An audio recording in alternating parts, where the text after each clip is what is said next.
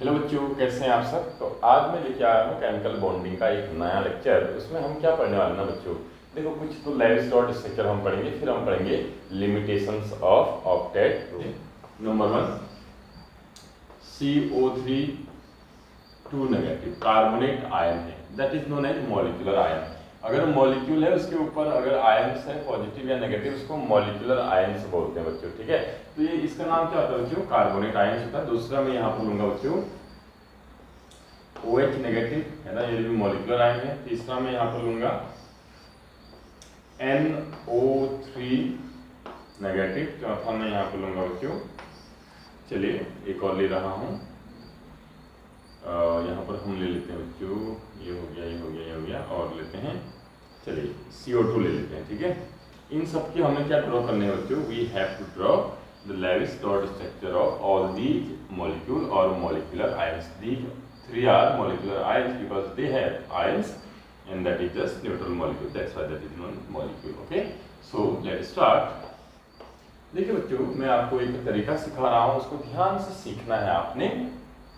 अगर कोई मॉलिक्यूल होता है और उसमें एक से ज़्यादा एटम प्रेजेंट है, तो उस एटम को सेंटर में लिखना होता है बच्चों, जिसकी इलेक्ट्रोनेगेटिविटी एक तो कम होती है और दूसरा जो लेस अमाउंट में प्रेजेंट होता है, यानी जिसके लेस नंबर ऑफ एटम होते हैं, उसको सेंटर में लिखना होता है। तो यहाँ देखिए लेस नंबर कौन है, carbon. More number of atom कौन है, ऑक्सीजन के। तो कार्बन को एक बार सेंटर में लिख दीजिए। बाकी कितने ऑक्सीजन है, वी है 3 ऑक्सीजन। तो सिमेट्री में लिखने की कोशिश करें उसको। जैसे सिमेट्री में कैसे हो सकता है, एक यहाँ, एक यहाँ, एक यहाँ नहीं हो सकता है, एक यहाँ, एक यहाँ, एक यहाँ। देखिए सिमेट्री में ट्राइगोनल मैंने बनाया हुआ है ना, तो ऐसे लिखते हैं बच्चों। ठीक, अब क्या करते हैं बच्चों, सिंपल क्या करना होता है, ध्यान से समझो इस बात को। क्या किया मैंने, सबसे पहले सेंटर में कार्बन लिखो, क्योंकि less number of atom carbon के थे, मोर नंबर ऑफ एटम किसके थे, ऑक्सीजन के। तो उसको चारों तरफ इस तरीके से सिमेट्री में मैंने लिख दिया।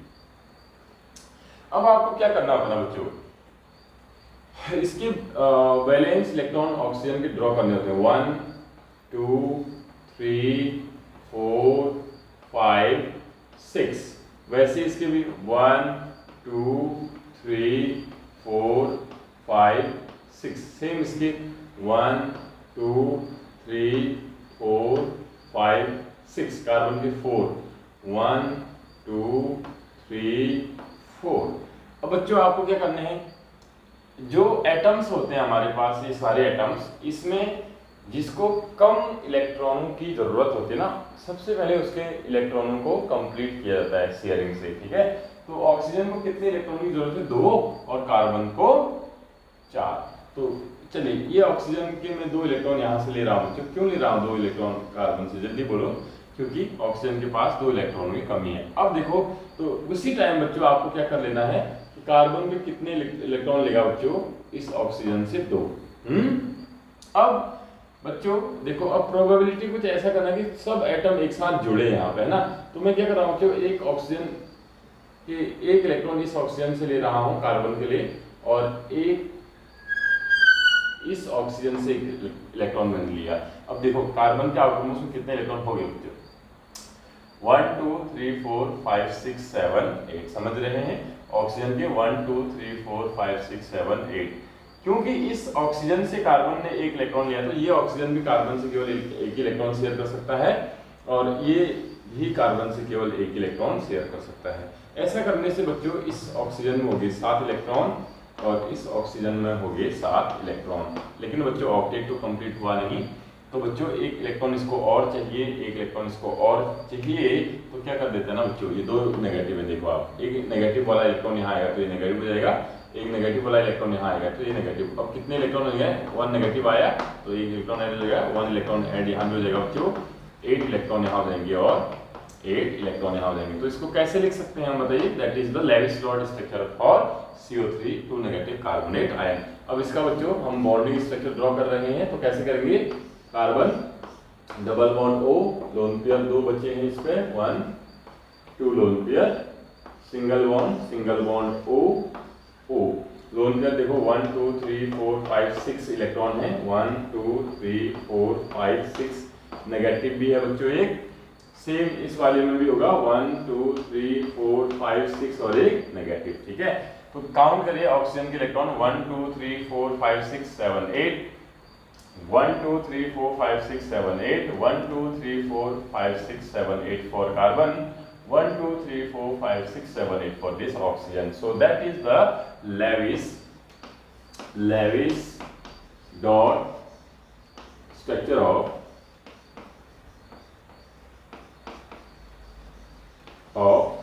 carbonate ion. Lewis dot structure of carbonate ion. उम्मीद करता हूं इतना आपको जरूर समझ में आ गया होगा बच्चों। ठीक है, आगे बढ़ते हैं। मैं दूसरा यहाँ पर ले रहा हूँ बच्चों OH नेगेटिव। क्या ले रहा हूँ बच्चों? OH नेगेटिव आयन ले रहा हूँ। मैंने दोबारा बोल दिया बच्चों, इसमें कुछ नहीं है। देखो इसमें दो ही एटम है, तो क्या करेंगे, दो ही है तो दो को तो कहीं भी लिख सकते ना, एक ऑक्सीजन लिख दो, एक हाइड्रोजन लिख दो, ऐसे बस क्या दिक्कत है ना।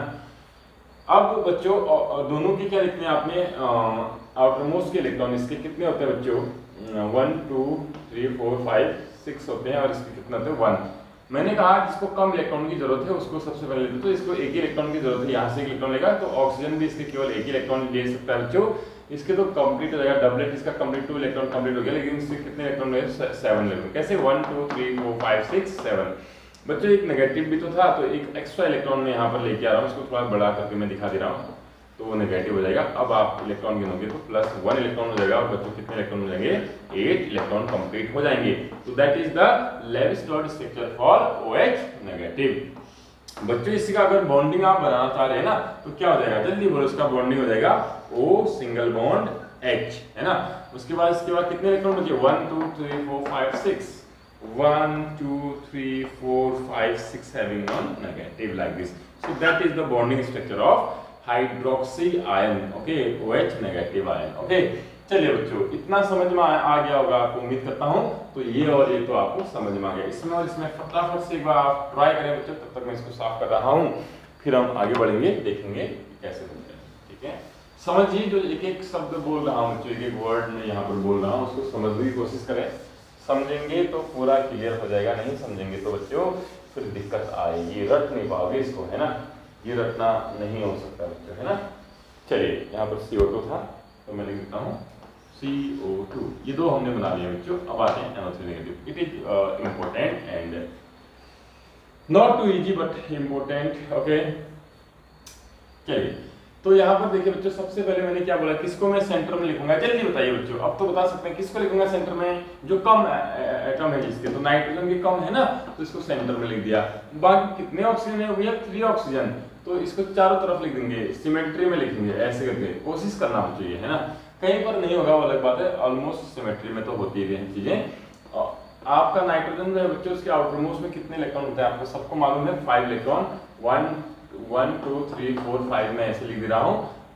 Each oxygen will have 6 electron in their outermost shell. 1 2 3 4 5 6 1 2 3 4 5 6 1 2 3 4 5 6। कोई दिक्कत नहीं। तो मैंने क्या किया बच्चों, मैंने अभी एटम की लाइफ डॉट स्ट्रक्चर यहाँ पर ड्रॉ किए हुए हैं, और अब मैं क्या करूँगा, कंप्लीट करने की कोशिश करूंगा इलेक्ट्रॉन। अब बताइए बच्चों, सबसे पहले किसके इलेक्ट्रॉन कंप्लीट करूंगा? ऑक्सीजन के। क्यों? ऑक्सीजन को 2 ही चाहिए और नाइट्रोजन को 3 चाहिए, तो मैं इस ऑक्सीजन के सबसे पहले कंप्लीट कर रहा हूँ। तो ये ऑक्सीजन नाइट्रोजन से कितना लेगा बच्चों? 2। तो बताइए बच्चों, ये नाइट्रोजन भी कितने इलेक्ट्रॉन लेगा बच्चों? 2। समझे इस बात को। अब ऑक्सीजन को तो 1 कंप्लीट हो गई, है ना। नाइट्रोजन के कितने हो गए? 1 2 3 4 5 6 7 हो गए। अब ये या तो यहाँ से 1 इलेक्ट्रॉन लेगा या तो यहाँ से, चलिए कहीं से भी आप ले लीजिए, 1 इलेक्ट्रॉन ले लीजिए।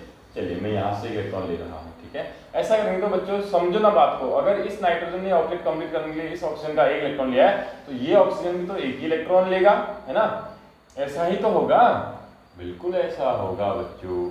लेकिन ऐसा होने से ना बच्चों ये तो बन जा रहा है ये ऑक्सीजन अलग रह रहा है। जहां पर भी अगर कोई एटम अलग रहता है, ध्यान सुनो, उसमें डेटिव बॉन्ड बनने की प्रोबेबिलिटी होती है, बशर्ते बच्चों दूसरे के पास लोन पेयर अवेलेबल होना चाहिए, तभी तो देगा, अदरवाइज कहां से देगा। अब बच्चों यहाँ पर इलेक्ट्रॉन डेफिशिएंसी है, इसके पास इलेक्ट्रॉन की कमी है, यहाँ पर डोनर 3 है, यहाँ पर लोन पेयर है, यहाँ पर लोन पेयर है, यहाँ पर लोन पेयर है। जल्दी बोलो बच्चों कौन देगा?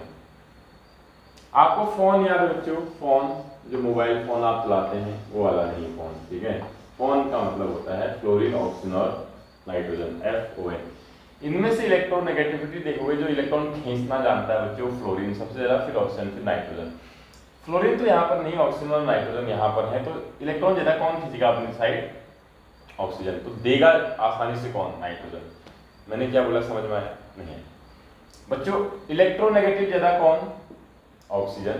तो इलेक्ट्रॉन खींचने की टेंडेंसी ज्यादा किसकी? ऑक्सीजन की, यानी इलेक्ट्रॉन देने की टेंडेंसी ऑक्सीजन की कम और नाइट्रोजन की ज्यादा। तो अगर ऐसा केस आ गया बच्चों कि ये भी दे सकता है इलेक्ट्रॉन, ये भी दे सकता है और ये भी दे सकता है, मैं दोबारा बोल रहा हूं बच्चों, ऑक्सीजन नहीं देंगे यहाँ पर, क्योंकि नाइट्रोजन के होते हुए ऑक्सीजन यहाँ पर डोनेट नहीं करेगा, तो नाइट्रोजन डोनेट करेगा। सीधी सी बात है, कौन डोनेट करेगा बच्चों? नाइट्रोजन डोनेट करेगा। एक इलेक्ट्रॉन इस ऑक्सीजन को दे देगा, ठीक है। देखिए एक इलेक्ट्रॉन ऑक्सीजन को दे दिया। अब बच्चों नाइट्रोजन के ऊपर आ जाएगा पॉजिटिव, ऑक्सीजन के ऊपर आ जाएगा नेगेटिव। अब मालूम है जैसे ऐसा होता है बच्चों, एक एक इलेक्ट्रॉन की यहाँ फिर से क्या जाती है? आपकी शेयरिंग हो जाती है, और एक इलेक्ट्रॉन इसका ले लेगा बच्चों। अब इलेक्ट्रॉन गिनो, फटाफट से इलेक्ट्रॉन गिनिए बच्चों। इस नाइट्रोजन के इलेक्ट्रॉन गिनो, 1 2 3 4 5 6 7 8 हो गए। इसके गिनिए 1 2 3 4 5 6 7 8। इसके भी कितने हो गए? 8। सबके 8 हो गए, है ना। तो बच्चों अच्छा, सबके नहीं है, सबके नहीं हुए हैं। आप इसका काउंट करो, इस वाले की काउंट करिए जरा। 1 2 3 4 5 6 7 हुए ना बच्चों। एक नेगेटिव भी तो था, देखो ये नेगेटिव है ना बच्चों। सबके काउंट कंप्लीट हो गए, बस इसके नहीं है। तो यहाँ पर एक एक्स्ट्रा इलेक्ट्रॉन आएगा और उस पर क्या लिखूंगा मैं बच्चों? नेगेटिव लिखूंगा। तो बच्चों that is the Lewis dot structure of nitrate ion. इसको क्या बोलते हैं बच्चों? That is known as nitrate ion. Nitrate ion इसको क्या बोलते हैं बच्चों? नाइट्रेट आयन बोलते हैं। और नाइट्रेट आयन का जो बॉन्डिंग स्ट्रक्चर होगा, जल्दी बोलो क्या होगा? जल्दी बोलिए बच्चों। नाइट्रोजन है सेंटर में, ऑक्सीजन यहाँ है, ऑक्सीजन यहाँ है, ऑक्सीजन यहाँ है बच्चों। फिर क्या हो जाएगा? यहाँ डबल बॉन्ड O है, ऊपर डबल बॉन्ड O है बच्चों। यहाँ सिंगल बॉन्ड है बच्चों, सिंगल बॉन्ड में भी डेटिव बॉन्ड है यहाँ को। और बच्चों यहाँ पर क्या है बच्चों आपका? यहाँ पर क्या है? जल्दी बोलिए। यहाँ पर क्या है बच्चों? यहाँ पर आपका नेगेटिव है। क्या है? नेगेटिव। इलेक्ट्रॉन गिनो इसके 1 2 3 4 5 6 यहाँ है। 1 2 3 4 5 6 यहाँ है। इसके 1 2 3 4 5 6 यहाँ है। इसके कुछ नहीं है, इसके 1 2 3 4 हैं। सबके यहाँ बॉन्ड बन गए बच्चों। ये पॉजिटिव नेगेटिव है, ये पॉजिटिव है। ये वाला जो नेगेटिव पॉजिटिव है डेटिव बॉन्ड है, तो मैंने यहाँ पर एरो से दिखा दिया है, नेगेटिव पॉजिटिव नहीं दिखाया है। लेकिन ये जो नेगेटिव है, ये जो एक्स्ट्रा इलेक्ट्रॉन आया है बाहर से, उसका नेगेटिव है ना। तो that is the structure of nitrate ion, that is the Lewis dot structure and that is the bonding structure. कोई दिक्कत तो नहीं है बच्चों? तो इतना हो जाएगा। चलिए अब आते हैं बच्चों, that is very very simple, that is known as carbon dioxide. Note कर ले इसको, फटाफट से इसको नोट करें बच्चों। आते हैं कार्बन डाइऑक्साइड में, इट्स वेरी सिंपल। अब आप बताइए बच्चों, जल्दी ये फोन जरूर याद रखना बच्चों, ठीक है? फोन जरूर याद रखना, it will help in organic chemistry also. चलिए ऑर्गेनिक में सबसे ज़्यादा फोन याद करना, ये फोन याद कर दो एक बार। इलेक्ट्रोनेगेटिविटी ऑर्डर जो है ऑर्गेनिक में याद कर लेना, FONCH, that is the electronegativity order for these atoms only. Okay, औरों के लिए बात नहीं कर रहा हूँ। तो अगर ये एटम आते हैं तो इलेक्ट्रोनेगेटिविटी का ऑर्डर ये होता है, and it is very very very important student, right. चलिए आगे बढ़ते बच्चों। What about carbon dioxide? क्या होते हैं बच्चों कार्बन डाइऑक्साइड? जो हम सांस में बाहर छोड़ते हैं, एक्सहेल करते हैं, उसको कार्बन डाइऑक्साइड बोलते हैं ना बच्चों। कार्बन डाइऑक्साइड में लेस नंबर ऑफ एटम कौन है? कार्बन। तो उसको सेंटर में लिख दो भाई, और इसको सिमेट्री में लिख दो। ऑक्सीजन तो एक इधर लिख दो, इधर लिख दो, दिक्कत है कोई? नहीं है ना। तो अब क्या करना है बच्चों? तीसरा स्टेप क्या होता है बताइए? एक को सेंटर में लिखना, बाकी को पेरिफेरल में लिखना। तीसरा स्टेप क्या होता है? जल्दी बोलें, क्या होता है? लेविस-डॉर्ट स्ट्रक्चर ड्रॉ करना होता है एटम का, यानी आउटर मोस्ट इलेक्ट्रॉन 1 2 3 4 5 6। कार्बन के 4 होते हैं, 1 2 3 4। ऑक्सीजन के 6, 1 2 3 4 5 6। किसको कम इलेक्ट्रॉन चाहिए? ऑक्सीजन को। तो 2 इलेक्ट्रॉन यहाँ से लेगा, 2 ही तो चाहिए इसको। और ये ऑक्सीजन भी 2 इलेक्ट्रॉन यहाँ से ले लेगा बच्चों। कार्बन को 4 चाहिए, 2 यहाँ से ले लेगा, 2 यहाँ से इलेक्ट्रॉन लेगा। तो ये क्या बना देगा? जल्दी बोलो बच्चों। ये ऑक्टेट 8 इलेक्ट्रॉन यहाँ कंप्लीटेड, 8 इलेक्ट्रॉन यहाँ कंप्लीटेड बच्चों, और 8 इलेक्ट्रॉन यहाँ कंप्लीटेड। तो बढ़िया से बन गया ना इसका लेविस-डॉर्ट स्ट्रक्चर। इसी का बॉन्डिंग बनाना चाहते हो तो क्या बन जाएगा? जल्दी बोलो। इसका अगर आप बॉन्डिंग बनाना चाहते हो तो carbon double bond oxygen, double bond oxygen, 1 2 3 4 free, 1 2 3 4, 2 lone pair और 4 lone pair electron, 2 lone pair यहाँ भी रहेंगे, that is the bonding structure for carbon dioxide. चलिए, उम्मीद करता हूँ ये बहुत अच्छे से आपको समझ में आ गया होगा। तो these are the Lewis dot structure of molecule और मॉलिक्यूलर आयंस। ओके, चलिए आगे बढ़ते हैं। आज का जो मेन टॉपिक है बच्चों वो उसका आते हैं अब, दैट इज द एक्सेप्शन या फिर limitation of octet rule. Heading डालिए बच्चों, limitations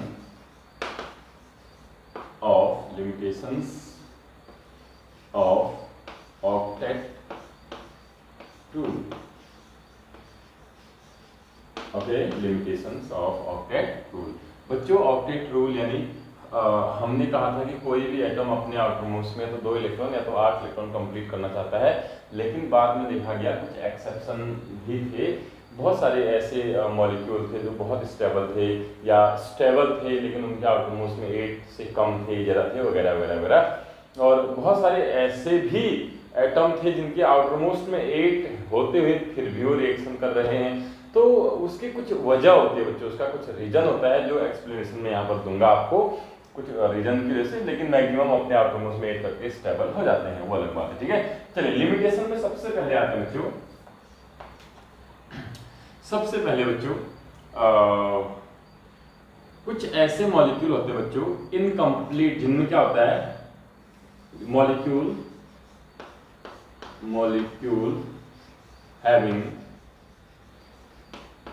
having incomplete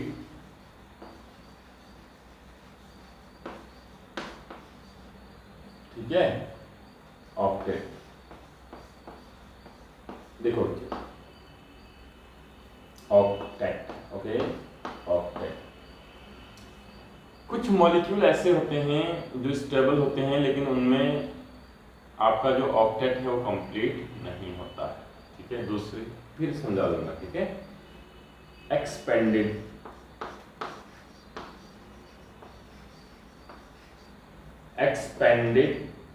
ऑक्टेट, दूसरा है एक्सपेंडेड ऑक्टेट, यानी आउटरमोस्ट में इसमें क्या थे 8 इलेक्ट्रॉन से कम है और इसमें 8 इलेक्ट्रॉन से ज्यादा होने वाले, एक्सपेंड कर रहा है, एक्सपेंडेड ऑक्टेट। तीसरा ध्यान से समझना बच्चों, odd electron species.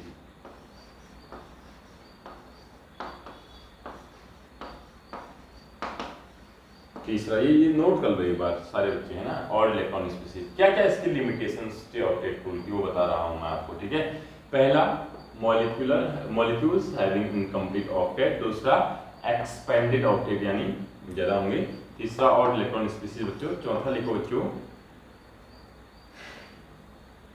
noble gas having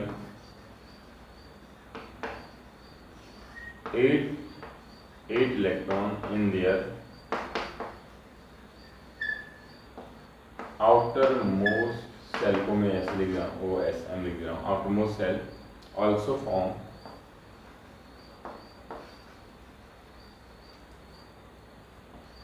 compound और मॉलिक्यूल्स, बच्चे भी मॉलिक्यूल बनाते हैं, also forms FORMS, also form compounds। Next, this rule it doesn't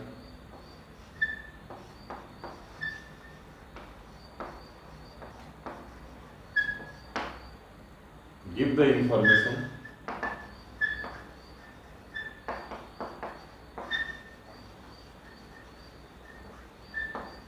about stability of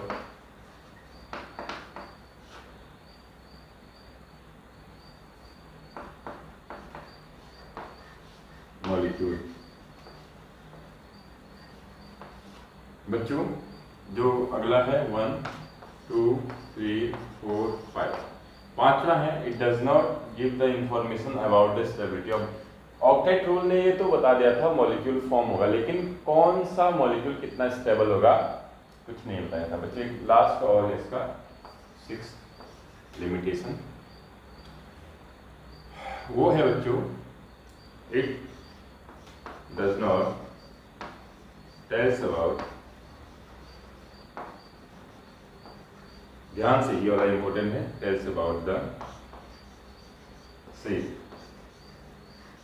of molecule.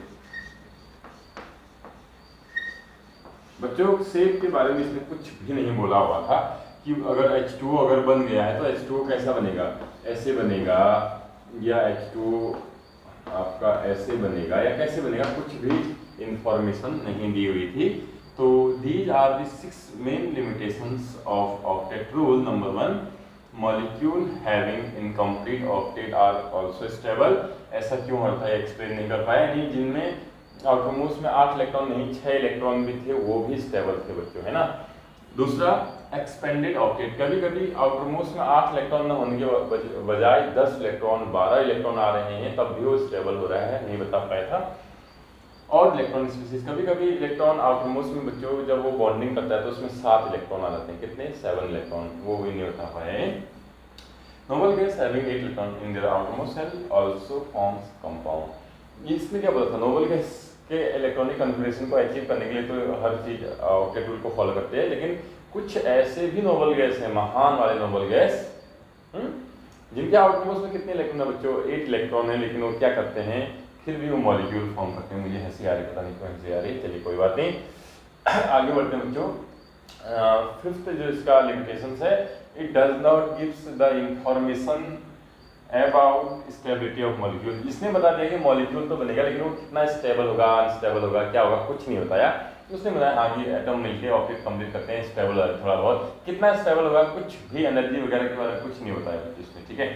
Last है बच्चों, it does not tell about the shape of molecule. Molecule बन गया है, अब वाटर मॉलिक्यूल बना है, लीनियर होगा, बेंड होगा या लीनियर बेंड में घूमेगा, क्या होगा, कुछ नहीं बताया था। So these are the main limitations of octet rule। चलिए बच्चों मैं आपको बता रहा हूँ, इसको अभी मैं एक्सप्लेन डिटेल में नहीं कर रहा हूँ, जो कुछ एग्जांपल मैं यहाँ पर दे रहा हूँ। जैसे BH3 आपने सुना होगा बच्चों, बोरेन, और आपने बच्चों AlCl3 सुना होगा। इनके आउटरमोस्ट में बच्चों कितने इलेक्ट्रॉन होते हैं, 6 इलेक्ट्रॉन होते हैं, 6 इलेक्ट्रॉन होते हैं, लेकिन तब भी ये क्या होते हैं बच्चों, स्टेबल होते हैं, नहीं बता पाया था ये, ठीक है। तो ये क्यों होता है, उसका कोई और रीजन है, अभी नहीं बता रहा हूँ बच्चों, ये एग्जाम्पल लिख लेना इसके। उसी तरीके से BeH4 भी होता है, BeH2, इसके आउटरमोस्ट में केवल आपके 4 इलेक्ट्रॉन है, तब भी स्टेबल है, पता नहीं क्यों, है ना। अभी तो नहीं बता रहा हूँ, आगे बताऊंगा, ठीक है। एक्सपेंडेड ऑक्टेट में बच्चों आपने सुना होगा PCl5 को आपने जरूर सुना होगा, है ना। और बच्चों आपने SF6 सुना होगा, शायद नहीं सुना है तो सुन लीजिए अभी, है ना।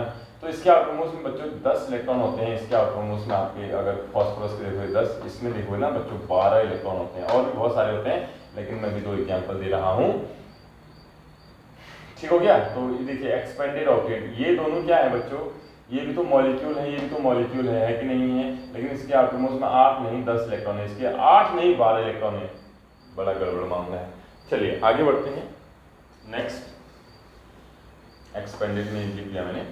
और इलेक्ट्रॉन स्पीसीज बच्चों आपने NO सुना होगा, जरूर सुना होगा, नाइट्रोजन मोनोऑक्साइड। तो नाइट्रोजन मोनोऑक्साइड इस तरीके से बनाती है स्पीसीज 1 2 3 4 5 6 7 8, इसके तो 8 कंप्लीट होते हैं, लेकिन इसके 1 2 3 4 5 6 7, तो यहाँ पर ये भी स्टेबल होता है, जो कि नाइट्रोजन के आउटरमोस्ट में यहाँ पर केवल कितने इलेक्ट्रॉन है बच्चों, 7 इलेक्ट्रॉन है। उसी तरीके से NO2 भी बनता है, आप इसको बनाएंगे तो ऐसे बनेगा, N-double-bond-O T-bond-O 1 2 3 4 5 6 1 2 3 4 5 1 2 3 4 5 6 7 8, ये बनेगा, है ना। आप नाइट्रोजन की काउंट करो 1 2 3 4 5 6 7, इसके भी 7 इलेक्ट्रॉन हो रहे हैं ना, नाइट्रोजन के केस में नॉर्मली होता है। तो और इलेक्ट्रॉन स्पीसीज भी यहाँ पर बनती है, क्या बनती है, क्यों बनती है, कुछ नहीं बताया था। Noble gas having 8 electron in their outermost shell also form compound. बच्चों नोबल गैस में मैं आपको बताता हूँ, जीनोन के आउटरमोस्ट में 8 इलेक्ट्रॉन होते हैं, लेकिन बच्चों जीनोन के बहुत सारे आपके कंपाउंड मिलते हैं। किसके साथ मिलते हैं बच्चों, मॉलिक्यूल बनाता है ऑक्सीजन और फ्लोरीन के साथ बनता है, because they are the most electro FON फोन, अभी आपको मैंने याद कराया था बच्चों, FON ये one of the most electronegative atom होते हैं, फ्लोरीन और ऑक्सीजन। तो उनके साथ ये बड़ी आसानी से क्या करता है बच्चों, रिएक्शन शो करता है। तो जीनॉन O4 हो गया, है ना, ऑक्साइड। इस तरीके से बहुत सारे बच्चों आउटरमोस्ट में आपका 8 होते हुए भी क्या बनाता है, कंपाउंड फॉर्म करता है। सबके बताऊं, मैं आपको बताऊं बच्चों, जो सबके तो नहीं, हीलियम को छोड़ के और नियॉन को छोड़ के और आर्गन को, ये कंपटीशन में बहुत पूछा जाता है बच्चों, ध्यान से देख लो इनको। हीलियम, नियॉन और आर्गन जो नोबल गैस है उनको छोड़ के सारे नोबल गैस की मॉलिक्यूल मिले हुए हैं, सारे नोबल गैस के कंपाउंड मिले हुए हैं। दोबारा बोल रहा हूं, नोबल गैस के आउटरमोस्ट में 8 इलेक्ट्रॉन होते हैं तब भी मॉलिक्यूल फॉर्म करते हैं। अभी तक बच्चों को किसी साइंटिस्ट को हीलियम, नियॉन और आर्गन के कोई भी मॉलिक्यूल नहीं मिले हैं, रेस्ट सबके मॉलिक्यूल मिले हुए हैं, ध्यान देना। और वो मॉलिक्यूल बेसिकली किसके साथ मिलते हैं, तो फ्लोराइड के साथ मिलते हैं, तो ऑक्सीजन के साथ मिलते हैं। ऑक्सीजन वाले ज्यादा मजबूत होते हैं, डबल बॉन्ड फ्लोराइड वाले थोड़ा वीक होते हैं। चलिए आगे बढ़ते हैं बच्चों। It does not give the information about stability. Molecule बन गया, स्टेबल कितना होगा, अगर मॉलिक्यूल बहुत ज्यादा स्टेबल हो जाता तो दूसरे से कभी रिएक्शन नहीं करता, लेकिन रिएक्शन होती है, तो स्टेबिलिटी कितनी है कुछ नहीं बताता। Next, it does not tell about the shape of molecule. बच्चों वाटर मॉलिक्यूल है या कोई भी मॉलिक्यूल है, वो कैसे होते हैं, शेप उनका क्या होता है, लीनियर होता है, बेंट होता है, ट्रायंगुलर, बाइपिरामिडल होता है, टेट्राहेड्रल होता है, ऑक्टाहेड्रल होता है, ट्रायंगुलर, बाइपिरामिडल, कोई भी जो भी है, स्क्वायर, प्लेनर, कुछ भी नहीं बताया था इसमें, ठीक है। So these are the limitations of octet rule. These are the limitation of octet rule. बच्चों आपके लिए होमवर्क दे रहा हूँ, आज की कहानी यही समाप्त करते हैं। H2SO4 क्या होता है, कौन सा एसिड होता है, पहले तो वो बताओ। इसमें आप बॉन्डिंग करके दिखाइए, क्या करके दिखाए बच्चों, बॉन्डिंग करके दिखाइए। बच्चों आज फॉर्मल चार्ज नहीं कर पाए, हम ऐसा करेंगे ना, अगले दिन हम आपको बताएंगे कि व्हाट इज फॉर्मल चार्ज, तब तक इसको आप करके देखें। फॉर्मल चार्ज बहुत आसान है बच्चों, तो उसके लिए छोटा सा लेक्चर में ही काम कवर हो जाएगा। चलिए आज इसको करें, ध्यान से करें बच्चों, it is very very very important limitation of octet rule. चलिए बच्चों आज कहानी समाप्त करते हैं, थैंक यू।